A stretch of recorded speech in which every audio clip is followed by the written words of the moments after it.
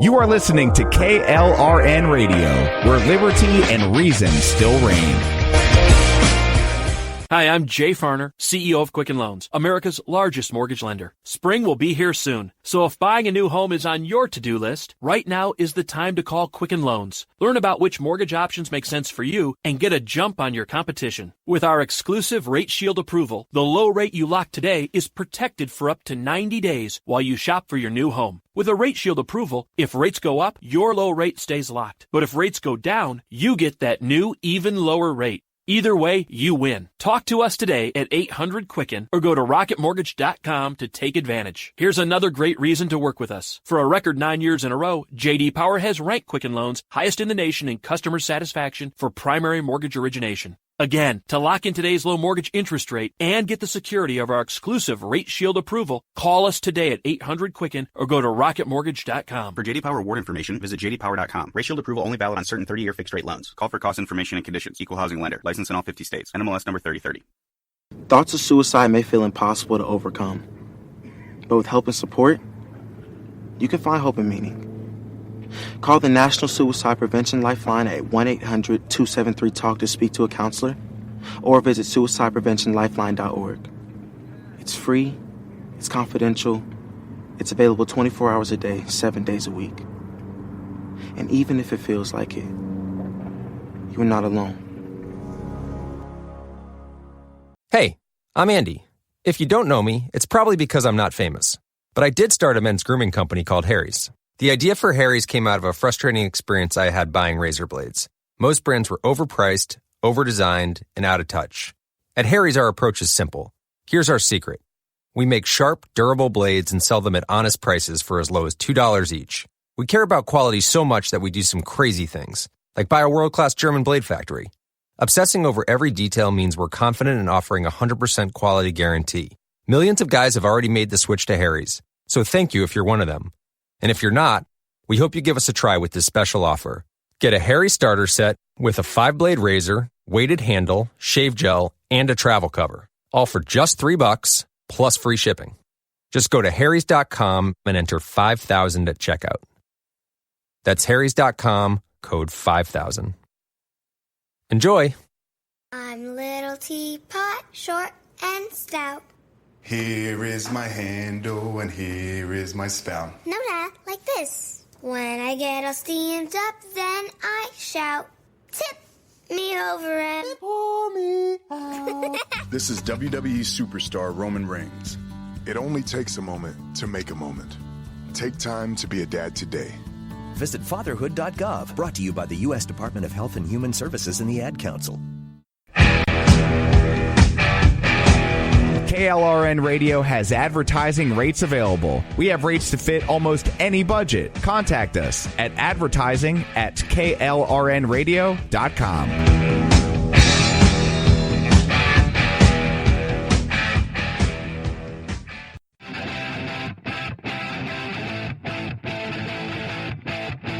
Happy Thanksgiving. It's a post-Thanksgiving turkey coma show. Lots to discuss. There's a narwhal anti-terrorist group forming in London. We got new episodes of The Mandalorian. We got Mike Bloomberg just saying some craziness. We got a group of wingnut comedians making a special for Fox Nation. We got Chick-fil-A news. We got sunbathing your butt, which was a crazy tweet. We got college football, and we got Kung Fu Rick coming to you from across the spectrum of goodness. What's up, Rick? How you doing today, Michael? Glad to be here, man. I am doing okay. We're recording this on a Saturday because I'm going to be doing a little bit of traveling tomorrow and will be unavailable. So I wanted to get everybody caught up on what's going on. I love the podcast. I love doing it. So here we go. I got my Ohio State. I got my Buckeyes on in the background.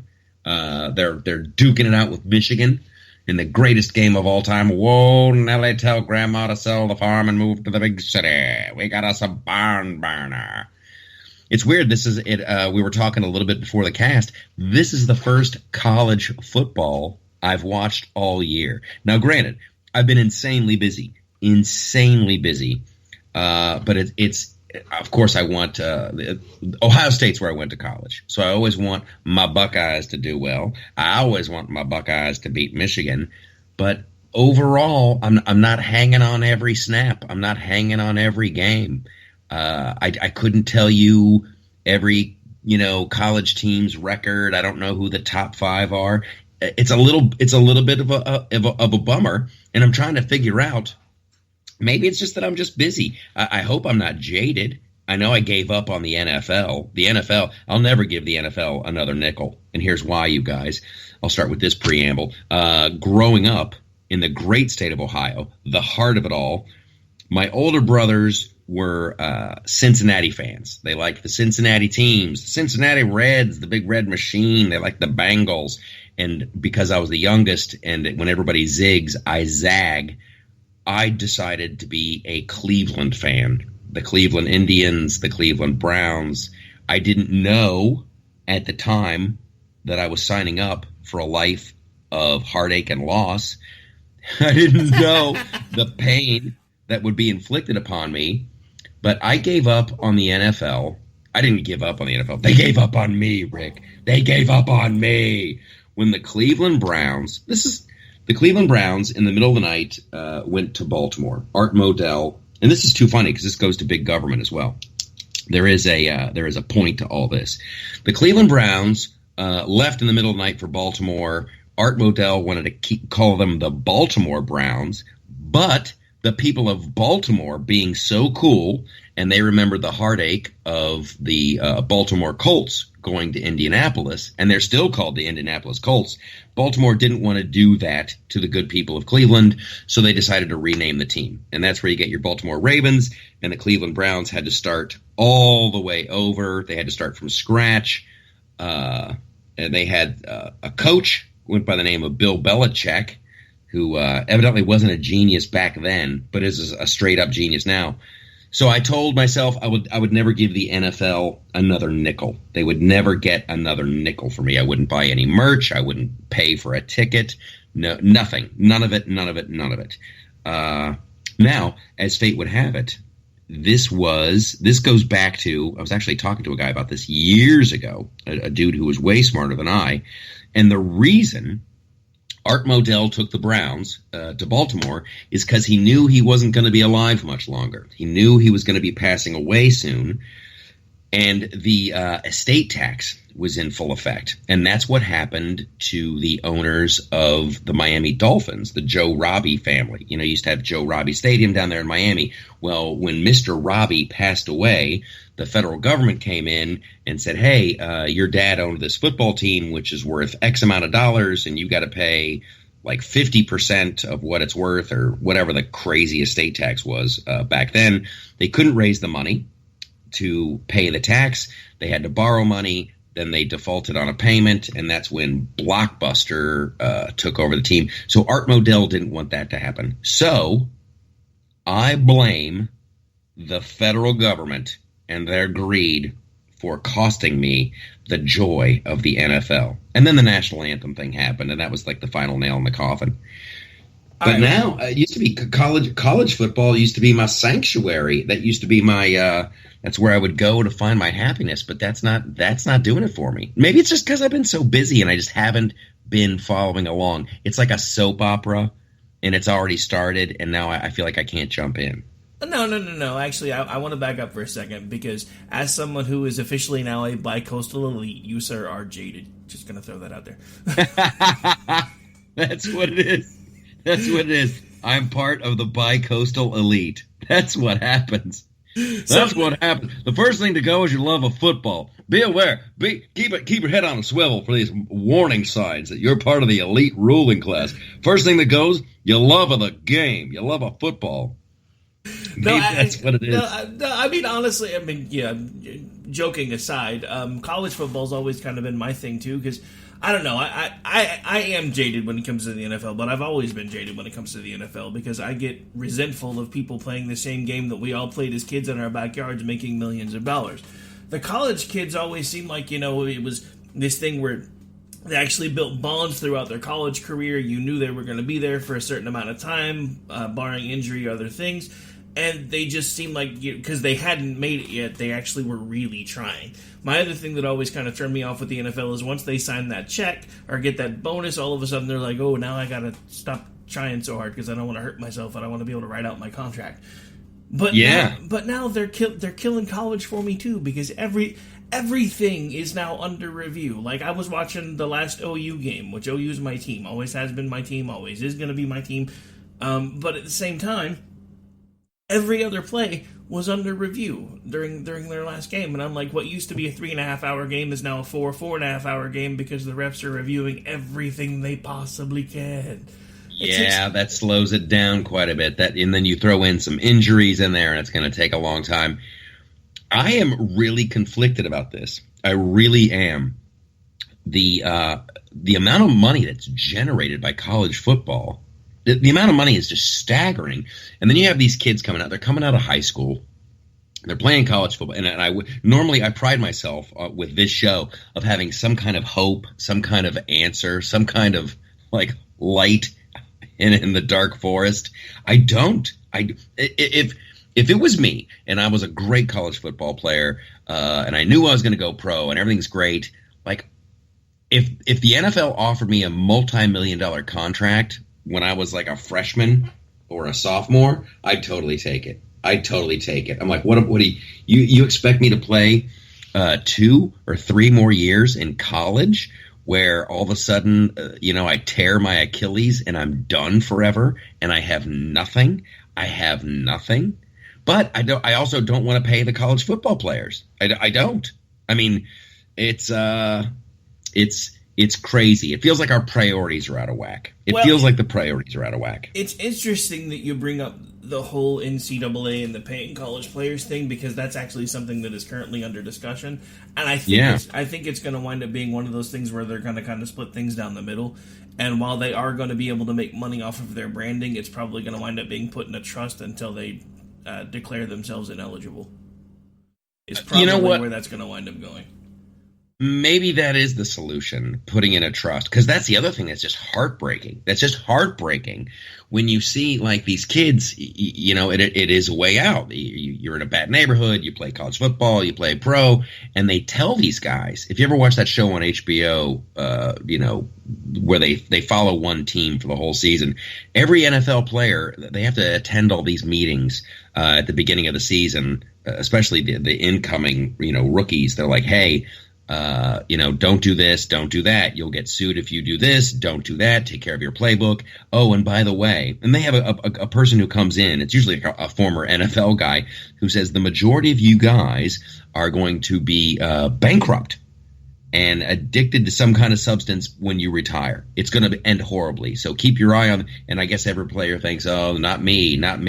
But it happens to the vast majority of players. They retire and they're addicted. Their bodies are all beat to hell, and they have no money. It's so incredibly sad. They are like the modern day gladiators. They just get out there, they entertain us on a Sunday, and then we're like, all right, get out of my face. You're old and broken. You're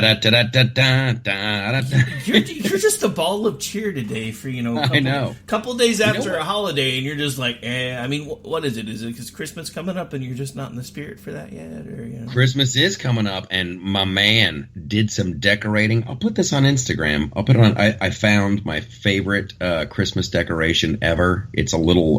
It's Snoopy's doghouse.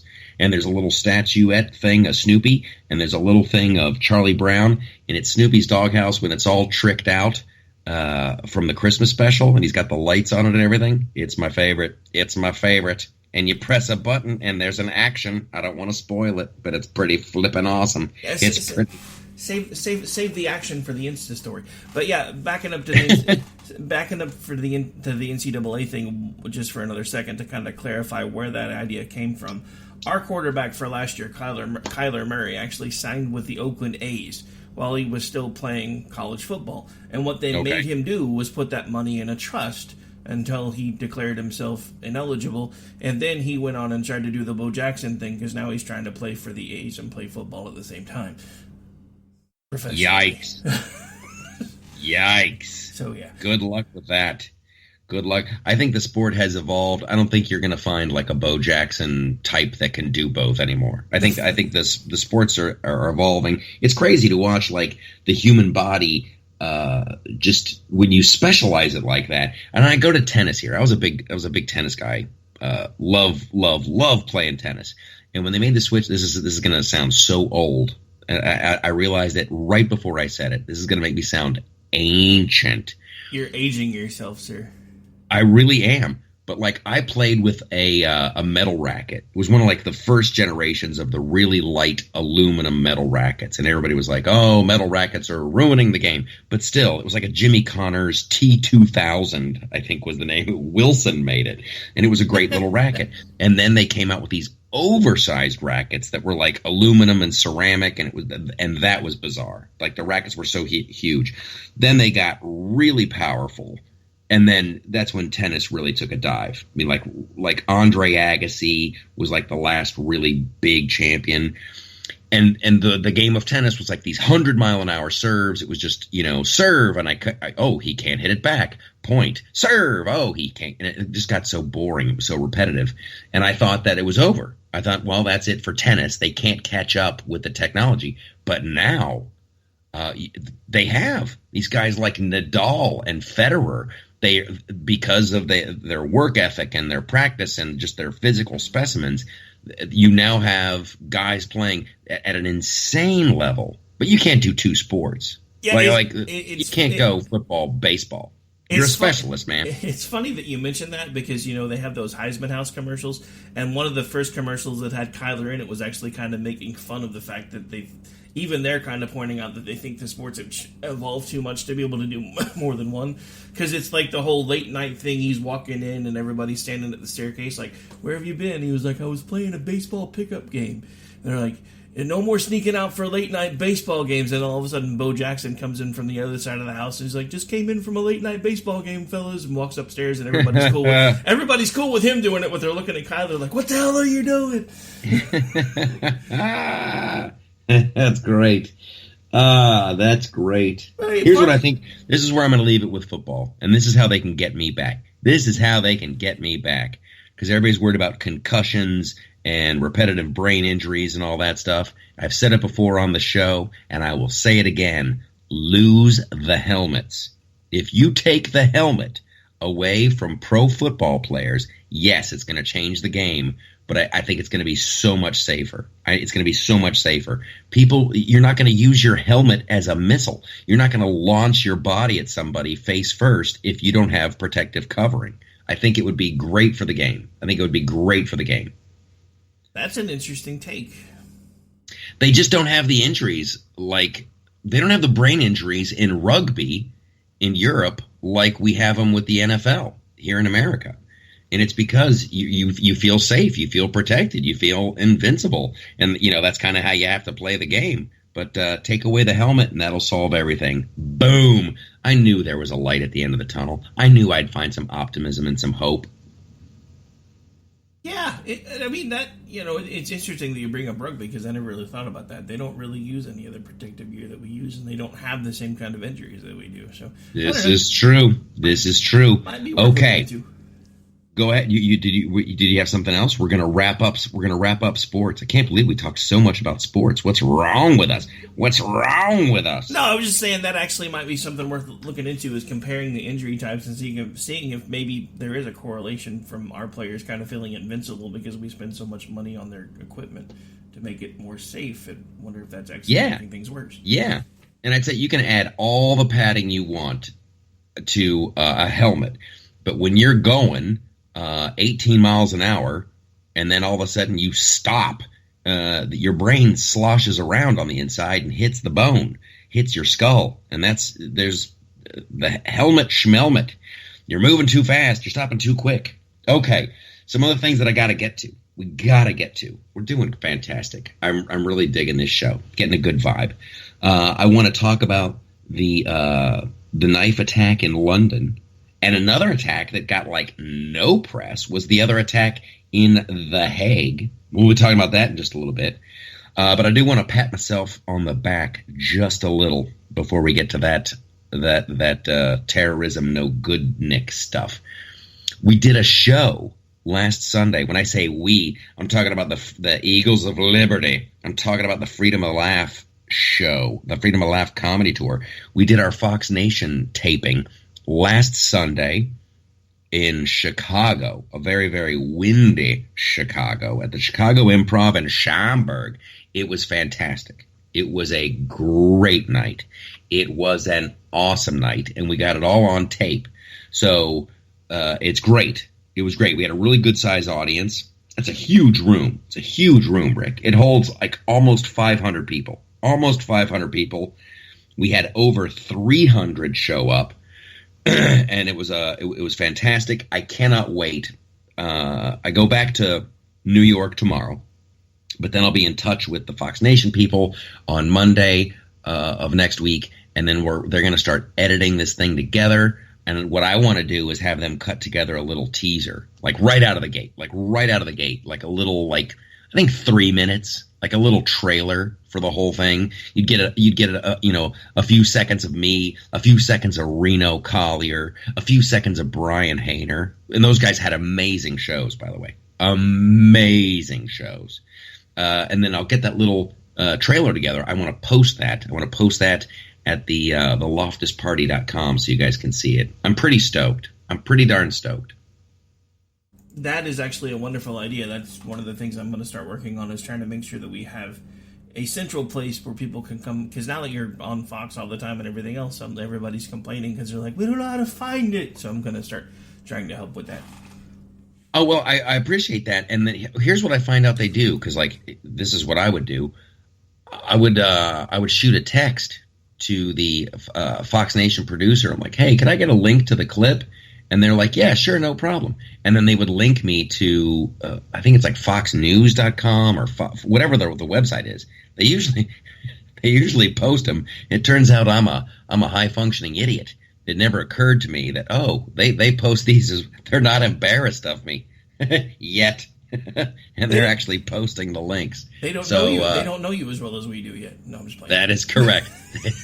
There will be embarrassment. It's right around the corner. Oh, man. I'm so stoked. There's going to be, I think I've said this here before, but like, I'm going to be co-hosting The Five for a couple days right after Christmas. I'm going to be doing a Fox and Friends live show when they have a live studio audience. That'll be in December.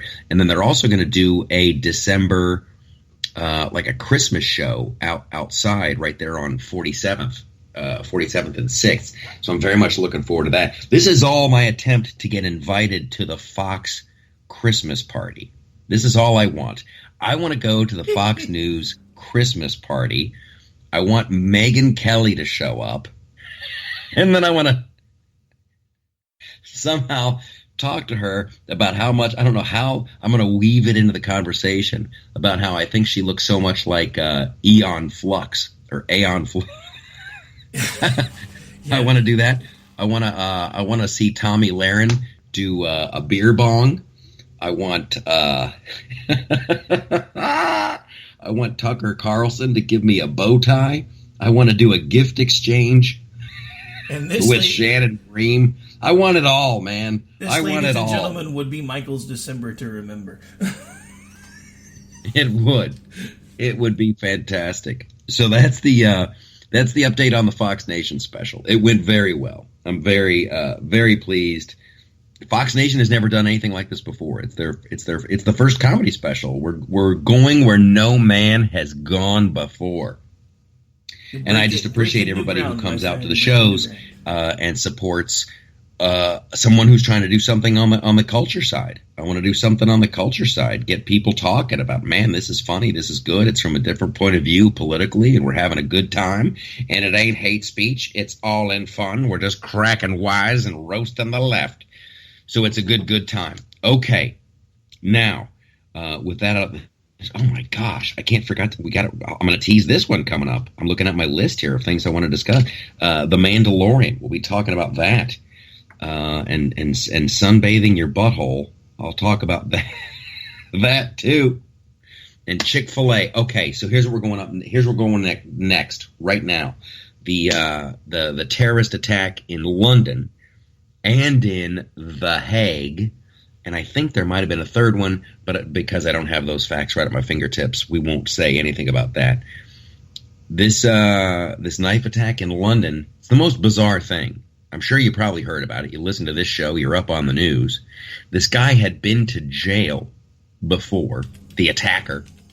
He was radicalized, and what was he going to do? I think he went to jail. He was planning some kind of attack in London. The good people at MI6, James Bond and the gang, they broke it up. The guy went to prison, and then I think he took a course maybe in how to get de-radicalized. They let him out of jail. He had to wear an ankle bracelet, a little ankle monitor. But I guess yesterday he snapped, and he decided enough is enough, and he was going to go kill some people in the streets of London. So he went to London Bridge with a knife. Knives are against the law, by the way, everybody. All you people who say we need gun control, and it's not the weapon, it's the person with it. That's what I say. So this guy's, he's stabbing people, and this is the beautiful part. This is the uplifting part of the story. This is the part that gives me hope. It was the average, everyday, ordinary person on the street who attacked this guy, and they stopped him. And here's where it gets, and maybe it's too soon. Maybe I shouldn't even be attempting any bit of levity here. But I watched a video of the people attacking the terrorist. And it's one guy with a fire extinguisher, and the other guy, I'm not kidding you, has a narwhal tusk. And everyone on Twitter is saying this so casually, like, oh, the good people of England attacking the terrorist with armed only with a fire extinguisher and a narwhal tusk. And I just find it's so insane that someone has a narwhal tusk, and it's long. I didn't understand how long. Do you know? Have you ever seen a narwhal tusk? It's long. No, actually, I was going to say I haven't, but I realized I was muted in a different part of my panel, so I apologize. It's like a 6 foot long like spear. Who has that just lying around? Who is like, there goes a terrorist. Better grab the narwhal. Is he like some British superhero? Is he Narwhal Man? There's got to be an explanation for this. I keep looking for it on the news and the Twitter. Like, why does this person have an? It's so bizarre. It's so quintessentially British. I say, there goes a terrorist. I tell you what, Johnny, you grab your fire extinguisher. I'll whip out my handy-dandy narwhal tusk, and we'll have at this man. We'll put him down like the dog he is. Aha! Narwhal tusk, away! It's just so bizarre. I mean, I'm glad the guy did it, but that's insane. That's insane. I can't think of the last time I heard the words narwhal tusk, whatever, like casually mentioned, like those, and let alone used to stop a terrorist. So God bless you, people of London, for putting down a terrorist and doing it in a very, very Monty Python-esque, very British fashion. I'll take him out with a narwhal. I say, I kick your ass with a narwhal tusk. You better hope I'm not in a bad mood when I've got my narwhal tusk. I'll run you through. They've inadvertently discovered a secret society in London. Right? It's the Illuminati. It's the Narwhal Huskalati naughty. So that was the that was the upside to that one. There was another knife attack in The Hague at a busy shopping district. This is horrible. I don't even know if, I'm sure somebody obviously got hurt. Hopefully nobody died. But that's when it gets coordinated. That's when I don't like it. I mean, I don't like it anyway. But it's like it takes on a creepy factor when it's like, oh, this guy's going to do a knife attack in London, and then an hour later, this guy does a knife attack in The Hague. That's when you're like, okay, this seems like a coordinated series of attacks. There's no comedy down this road. It's just like, man, if you see something, say something, and don't wait for the police. Don't wait for the police, because it was the people on the street that did it, and God, they had to use a narwhal tusk and a fire extinguisher, but hopefully this is the United States of America, and hopefully somebody's packing. Hopefully somebody's got their concealed carry and just pop, pop, pop. More than 3. I'm going pop, pop, pop, pop, pop, pop, pop. Like, unload the whole clip. Don't do a Friday the 13th where they just shoot them once and turn your back on them. No, I want you to unload that whole clip into the bad guy before moving away. So I looked just to try to keep us as factually accurate as possible. I can only find references to the 2 attacks. So there was the one in London and the one in The Hague is the only 2 that I'm finding. Also, there were 3 people wounded in the Hague attack, and all were minors. All were minors? Yes, as in under the age of 18. That's horrifying. So this guy goes out and just attacks kids. Oh, man. You know what? I'm with... about a year ago, I was watching the Greg Gutfeld show. And I finally met him, by the way. I finally met Greg Gutfeld. I get asked that. That's like the number one question people ask me. They go, "Oh, I saw you on Fox. Have you met Greg Gutfeld?" Now I can say yes. But there was a dude, I think it was former Special Forces or something, Navy SEAL, and he had a radical idea about how to end this. And I'm with him on this. So if someone in England or the Netherlands, The Hague, or Sweden, wherever, somebody is an immigrant and they've immigrated, we'll even say legally, but then they become radicalized and they attack. Here's what you do: you deport that person's whole family, because it's like a different set of values. Someone thinks, okay, I've done my little terrorist thing, and then the police are going to kill me, and then I'm going to go to heaven, and I'm going to get all the rewards and the virgins and the whole 9 yards. So for them, it's like a step up. It's like a step up on the food chain. So if they know, okay, I might die and I might be taken care of according to my belief system, but my whole family is going to go back to Afghanistan. Oh, and I'm talking about mom, dad, brothers, sisters. The whole clan is going back to Kabul.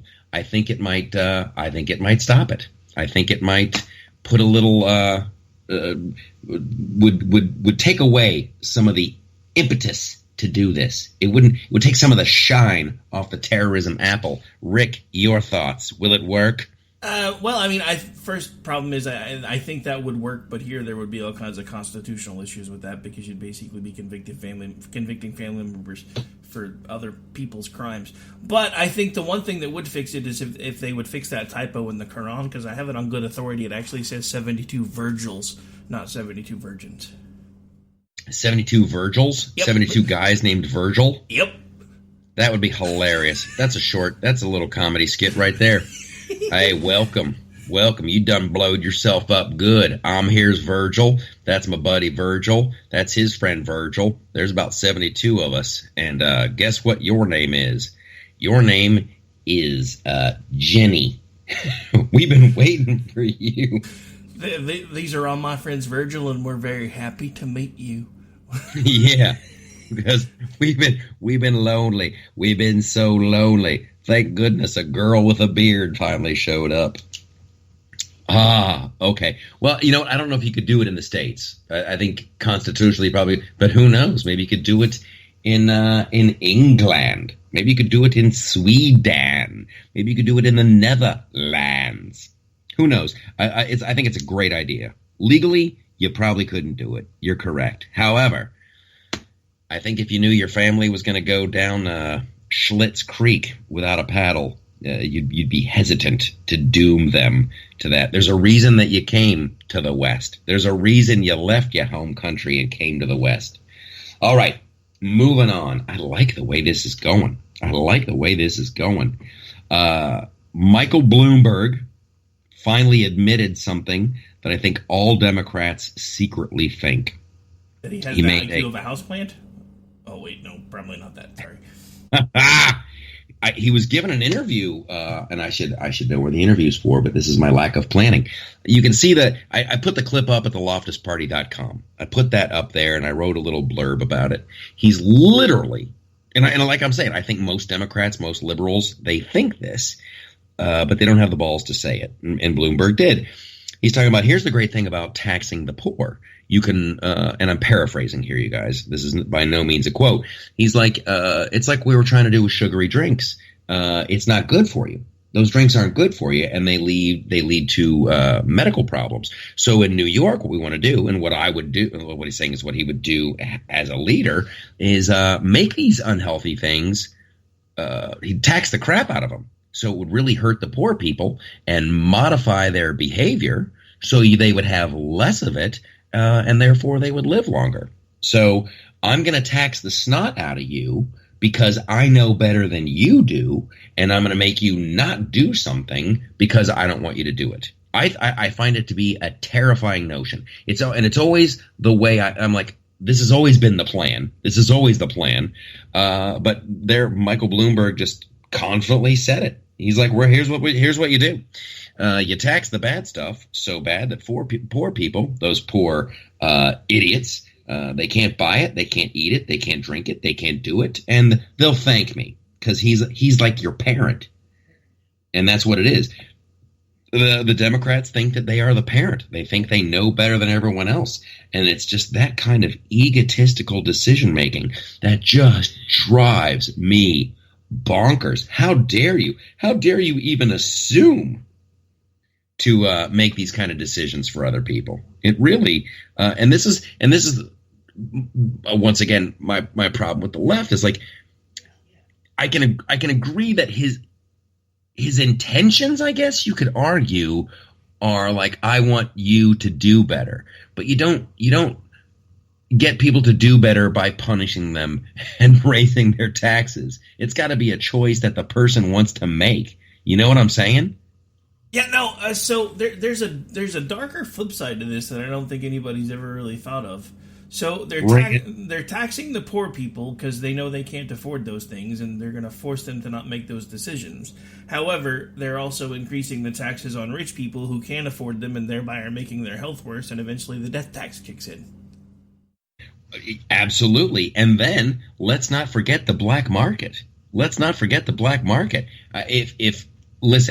If let's say Bloomberg's wishes all came true and soda was just so expensive, that it was like, $10 for a 2-liter, I wouldn't be surprised to see people hijacking Pepsi trucks and like, hey, why buy it for $10 a bottle from a store? Give me $5 and I'll give you. And then you've got, it's like a guaranteed way. Soda pirates, that's my new screenplay. The soda mob. I'm part of the soda mob. It's run by a bunch of 8-year-olds. Hey, you, nice lemonade stand you got here. So it'd be too bad if something happened to it. But yeah, it's about controlling people's behavior. It's really, really, I found it so distasteful, and that's what it's what I hate about. I really despise about the Democratic Party. It's like the Democrats. I slipped and called them Democratic. The Democrats. It's like, hey, you have to. I want to increase your gas prices. Well, why? Because we're gonna help out poor people. And you're like, no, you're not. No, you're not. You're going to waste that money. You're going to waste that money like you've wasted all the other taxes that you've done to help poor people. And then they're like, you don't want to help poor people. You're not a good Christian. You're not a good person. And then they start doing Bible quotes and crap. And you're like, you have no idea how much I tithe. You have no idea how much I volunteer my time. You have no idea how much money I raise by doing shows for good charities. You have no idea.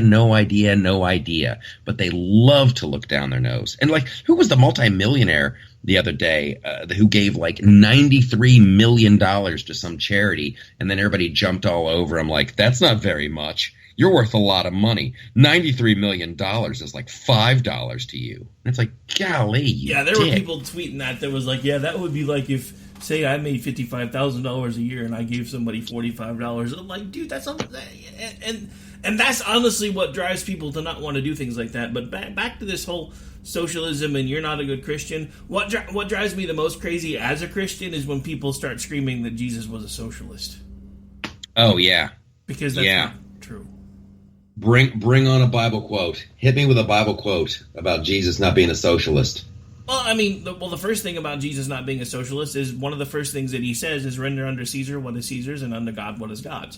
Bada boom. That proves right there that he's not a socialist because he's still talking about things in people's terms and making them understand. Look, but it's not about socialism because Jesus didn't say give your money so Caesar can do these things. Jesus commanded us to do those things. There you have it. There you have it. It's wild how everything comes back to this. It all comes back to the individual needs to be a better person. If all the individuals are doing their very best and living their best life and being charitable and doing good, then you don't need any of this crap. You don't need any of it. But for people to look to the government, help me, federal government, tell me how to live my life. Should I have that soda? No, we're going to make it so expensive that you won't be able to buy it because we know better. I'm the big government man. No, nobody know. And it's funny, but that's like what Jordan Peterson says too. You know, it's like when you go to identity politics and okay, well, this group of people gets this thing, and then if you're left-handed, you get more, and if you only have 20/20 vision, you get this, and it all comes down to the ultimate form of identity politics is the individual, which brings us right back to everybody's created equal, and you gotta we're all created equal, but it's all not equal outcomes. My goodness, it was a little soapbox moment. Those are good though. There's a Bible thing my buddy always likes to quote about gun control, and he's like, sell your cloak and buy a sword. Yep. So there you go. So not only was Jesus not a socialist, he was a member of the NRA. Of the time. But yeah, I think the actual verse is if you have cloaks, if you have 2 cloaks, sell one and use the profits from one to buy a sword. I like it. Okay. Now we're going to take a turn. I'm on thin ice here. I'm in territory that I don't like to be in. But I'm about to say the B word. Boycott. I'm thinking about a boycott. And I'm thinking about not only just me, but I want other people to, because most of my boycotts are personal. I have like a personal beef with a company, but now I have been offended, and I'm thinking about it. I'm not calling for one right now. I'll make it official if I call for one, but I'm thinking about doing it. Chick-fil-A. I was about to say, you just made the weirdest pun, right? You now have beef with Chick-fil-A. I have a beef with Chick-fil-A. That's a great one. I'm accidentally almost humorous. So here's what's going on with Chick-fil-A. They were harassed by the LGBTQ community because they were giving money to the Salvation Army and some other some Christian youth athletic league, I believe. I might be wrong on that second one, but it was definitely the Salvation Army. And I guess the LGBTQ community says the Salvation Army is bad for their cause. So instead of going directly for the Salvation Army, they were going after Chick-fil-A because Chick-fil-A, I guess, writes them a check every year because the Salvation Army is helping out people who are addicted to drugs and addicted to alcohol and have big problems, and they're trying to do good work. So evidently Chick-fil-A was the problem. So Chick-fil-A caved. They caved, and they're gonna no longer donate to this Christian youth athletic thing, and they're no longer gonna donate to the Salvation Army. Now here's where it takes a turn. So people were so incensed. They were so upset because people have stood by Chick-fil-A. You're allowed to run your business. It's like Hobby Lobby. You can run your business the way you want to run your business. If you want to be closed on Sunday, be closed on Sunday. You make a dang good chicken sandwich, we're going to go and buy it from you. Turns out that Chick-fil-A, and I was really holding off on this, but now we have proof, Chick-fil-A has donated to the Southern Poverty Law Center. That's right, you heard it, America. The Southern Poverty Law Center, who plays really, really loosey-goosey with their definition of hate groups, and they get a lot of people in trouble because the Southern Poverty Law Center, if they don't like you, they just go, hey, that's hate speech. You're a hate group.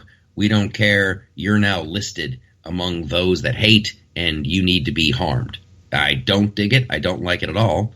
And I don't like the Chick-fil-A. Why in the heck would Chick-fil-A donate to those people? And here comes the other one. Here comes the other kicker. You were muted. You can go ahead and unmute.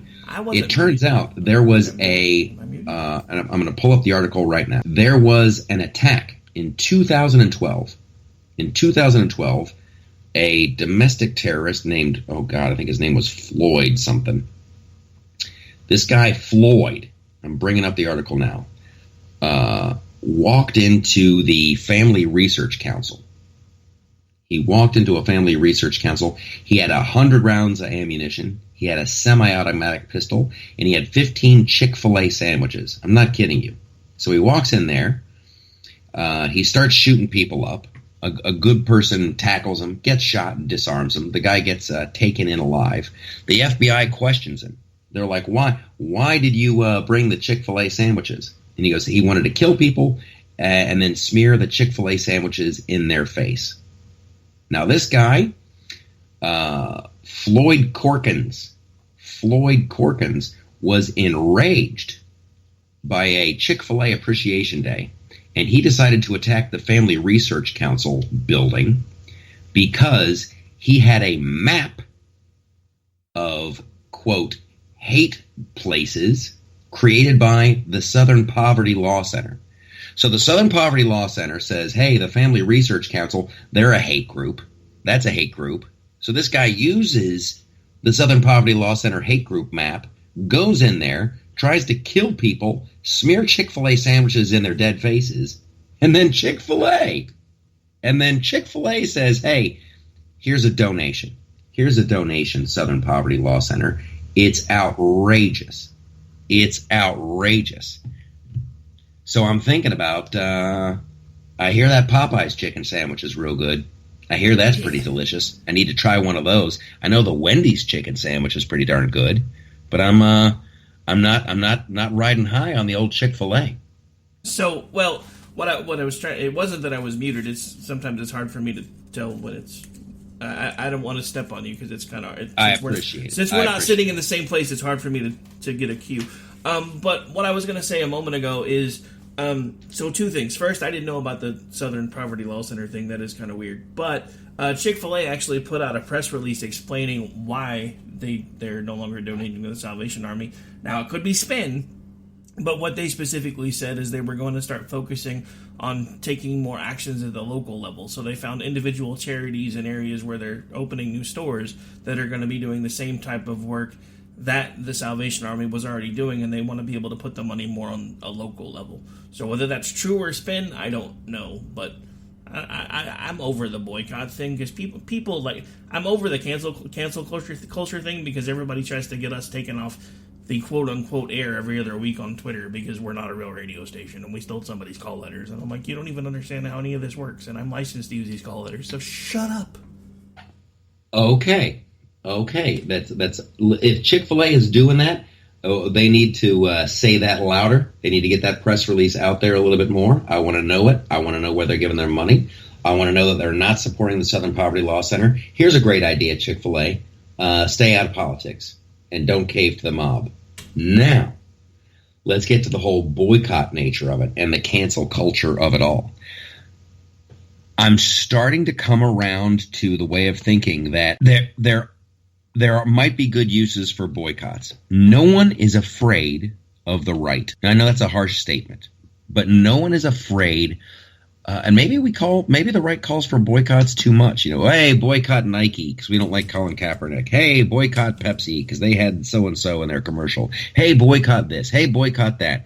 But I'm telling you right now, Hollywood and the media, they are terrified. They are running scared right now.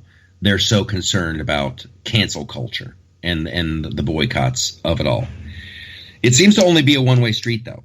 they're terrified of looking friendly to the right. If they look friendly to a conservative thing, they say, "Oh, that's no good. That's no bueno. We can't do that because if we look friendly to the right, it'll cost us. It'll hit us in our wallets." And I don't even know if the right has ever done anything to hurt somebody's wallet. Because you always have these people go, well, the capitalism, the great thing about this is the market will figure things out. The market will figure things out. And if people really don't, I'm like, the left is nudging the market. They're consistently, hey, get rid of this person. Hey, fire that person, or we will. It's like, why would Chick-fil-A concede anything to the LGBTQ community? For real.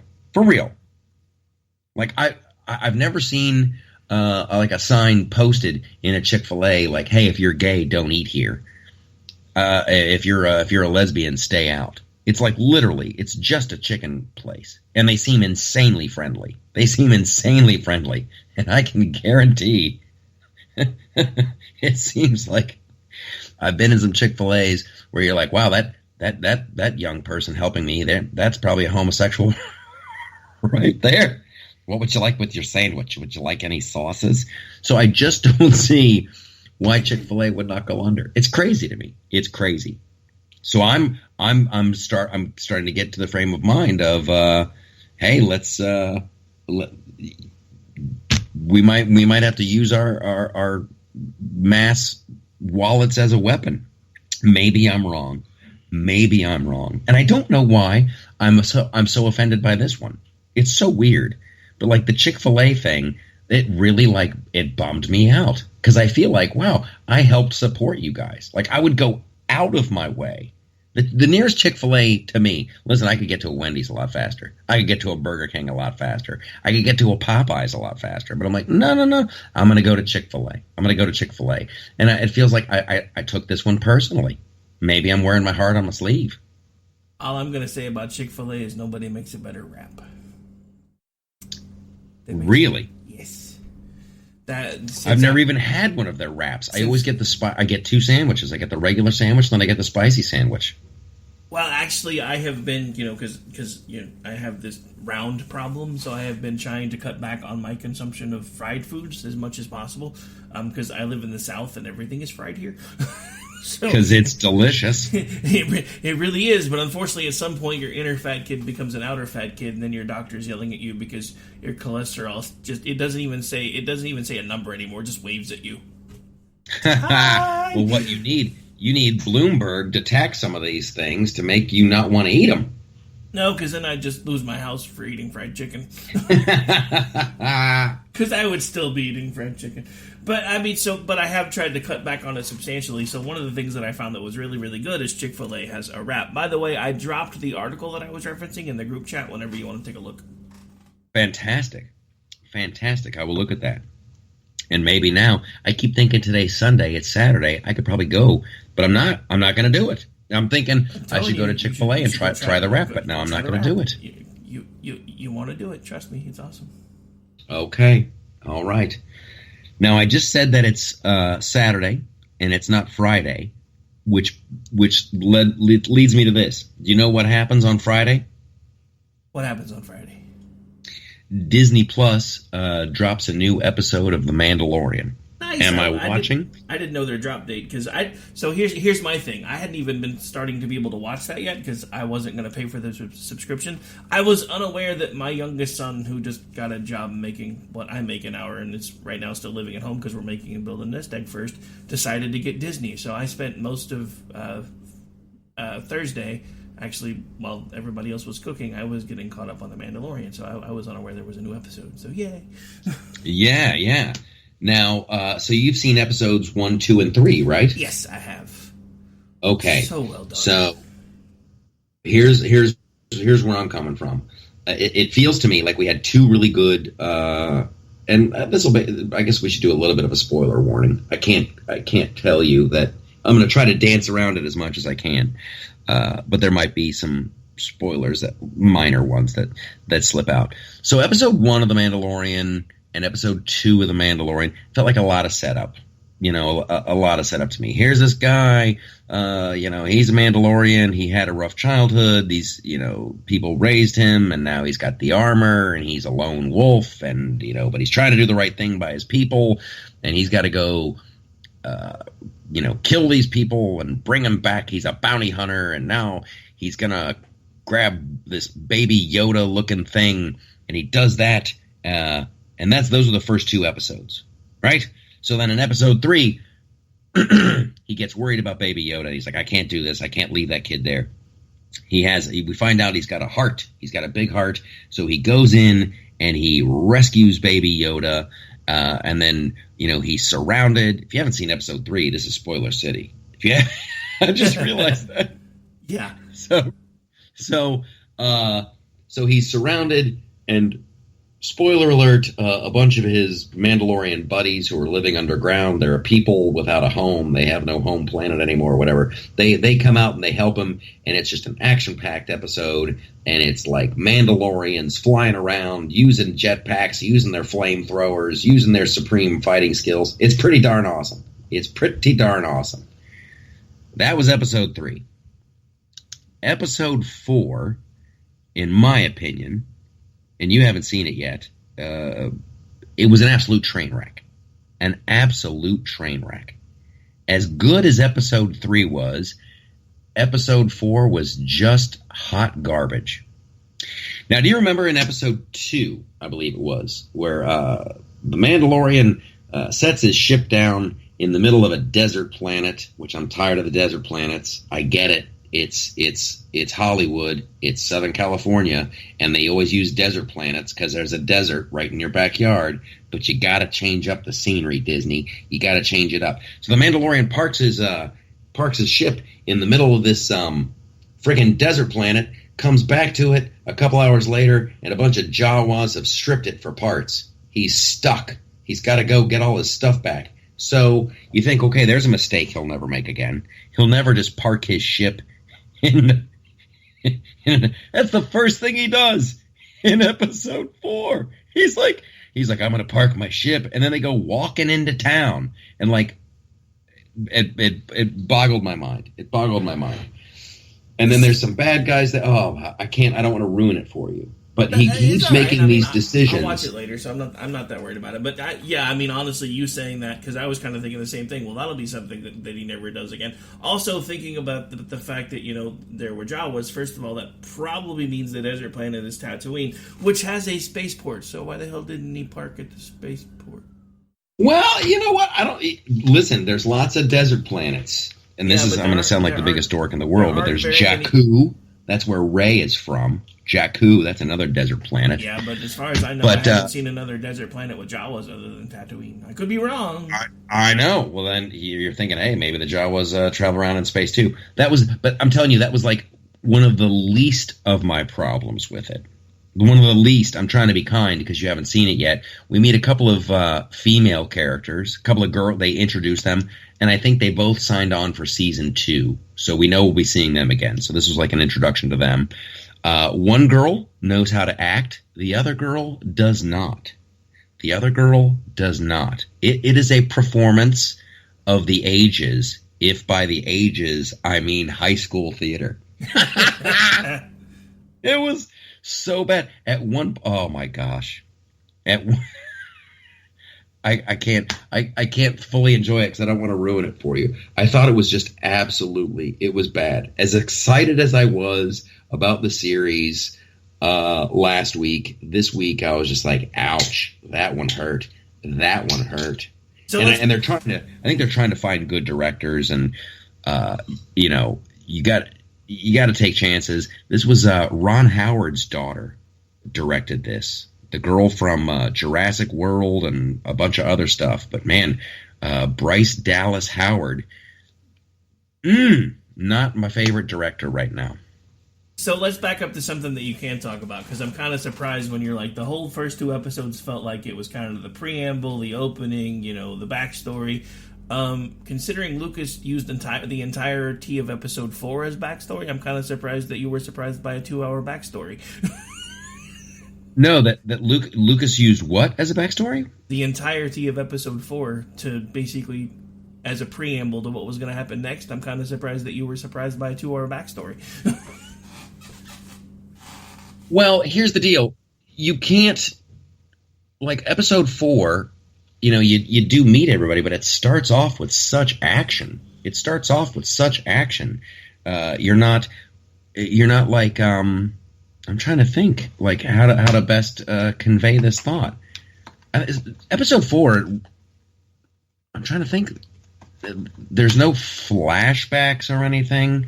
It's not really that much backstory. I mean, you have to inform your audience. You have to let them know what's going on. And I think he does so brilliantly in the opening shot. You're like, wow, here's a little tiny spaceship getting chased by this big giant spaceship. And the dudes in the white armor look like they're the bad guys. So I don't know if that really holds up under scrutiny. Here's what I'm saying about the Mandalorian. In the Mandalorian, you learn this guy's all alone. In episode 1, he never takes off his helmet. He uses the payment to make more armor. He's got to go. He's got a boss. Apollo Creed from Rocky is his boss, the head bounty hunter. Don't betray that guy. He's got a job to go get Baby Yoda. He does it. You could start in episode 3. You could start at episode 3, and you get all that information. They have all that information in there. He's got a boss, bounty hunter, Apollo Creed. He's already done the Yoda thing. But maybe I'm just being nitpicky. I'm very worried about the franchise. I'm worried about, and here is my proof that Disney is worried about it too. Baby Yoda is insanely cute.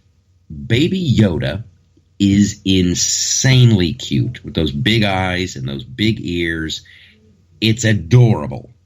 They kept that character a secret. Disney did. What is right around the corner? Christmas. Christmas is right around the corner, and Disney has no merch. They have no Baby Yoda dolls, no Baby Yoda figurines. All they have is a T-shirt with an image printed on it. That tells me that Disney wanted to keep that on lockdown. They wanted to keep that thing secret. They were willing to pass up a lot of money on merch so that the audience would be surprised and delighted by Baby Yoda. That tells me Disney knows they have a big problem. I think that this Last Jedi is going to come out, and it'll make money. Everybody's going to see it because it's, supposedly the end of the whole Skywalker saga. But the only real ending they've stopped making crappy movies.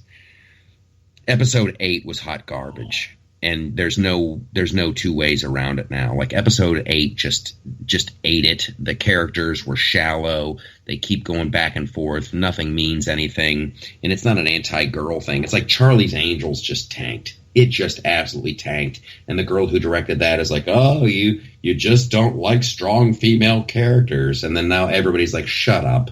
We loved Wonder Woman. We loved Aliens. We loved all these other, girl power movies. So it's just, you make a crappy movie, we're going to call it a crappy movie. So Disney knows that they're on the ropes. If they were confident, they'd have Baby Yoda merch everywhere. Everywhere. Yeah, so my thing with Baby Yoda is somebody took the fur off and painted it green. Yeah, it's very similar with the big, it is like a Gizmo from Gremlins. Like the same dimensions are there with the big ears and the big eyes. Gizmo was adorable too. Now there's a movie they should make again. I would have no problem if they remade Gremlins.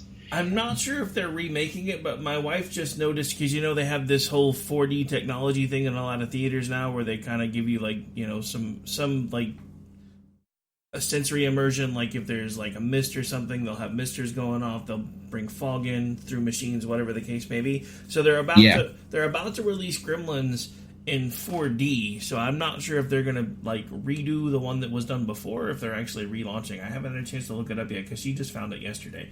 Because my wife and I actually went to a movie last night. We just saw A Beautiful Day in the Neighborhood, which was an absolutely amazing movie. Yeah, Yep. How was Tom Hanks in that? Was he just fantastic? He looks incredible in it. He's good in everything. Why? It's a redundant question, but seriously, how was it? You really enjoyed it? It was really, really good. It was so good, actually. Before we started doing the show, I was actually reading the article that inspired the movie, because I didn't even know that article existed until I heard about the movie. The weirdest thing is Tom Hanks is actually a distant cousin to Mr. Rogers. They found that out. Wow. That's pretty cool. But yeah, pretty cool. Even my wife was like, I can't believe how much he looks like him. And then like he used the slower cadence, all of it. I mean, by the end of it, you kind of thought you were actually watching Mr. Rogers. It was just kind of weird. But Fred Rogers, he was a good dude. He was a good dude. Talk about having your heart in the right place.